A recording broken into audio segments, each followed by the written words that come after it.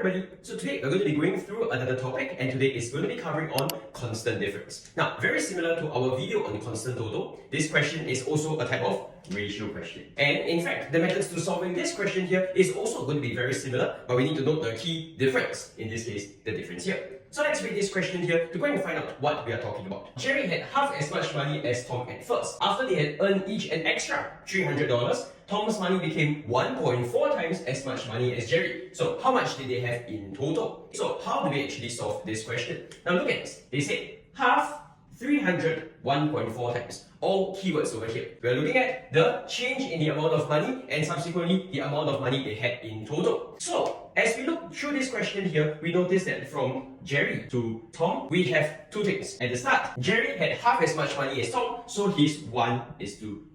What about after that? After each earning some money, take note, they put a 1.4. So what are we going to do with this 1.4? This 1.4 actually has the same fraction as 7 over 5. Tom will have 7 parts, while Jerry will have 5. So in this case, we put Tom as 7 in the end, while Jerry as 5. Now between these two ratios over here, we note that it's not that we're comparing these two ratios, it's actually comparing the difference, because each person received at $300. If both of them receive 300, the difference with their money at the start and at the end is exactly the same. So therefore, we need to add one more column. We're looking at the difference. So let's count the difference of their values. 1 and 2, the difference is 1. 5 and 7, the difference here is 2. Now, with these two numbers here, we cannot actually solve the question yet because we have not made the difference the same. So therefore, we need to do one more key step, which is to change the ratios a little bit more, where we make the difference between these two values the same. That means I have to times 2 for my top equation, but I can maintain the same for the bottom one because I want to make 1 become 2. So therefore, I get a new set of equations, and let me write down it very quickly for you. So j to t to the difference, we have a new value of 2 is to 4 is to 2, and for the next part, 5, 7, and 2. Now we can clearly see that for both cases here, since Jerry and Tom each earn money, they did have an increase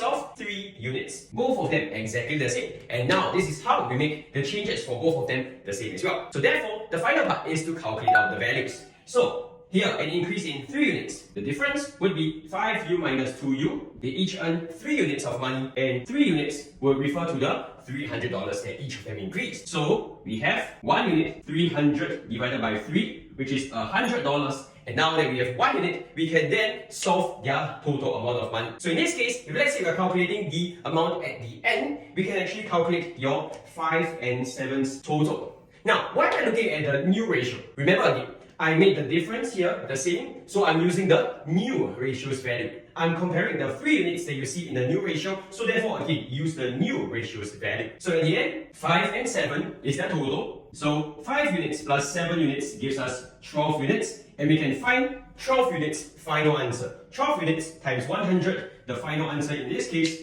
would therefore be $1,200. So again, take note, the key point here is to see when we're going to use a constant difference. If both of them increase by the same amount or decrease by the same amount, or if we're comparing parts of the figures that are exactly the same, we can consider constant difference as one of the potential methods to solving the question.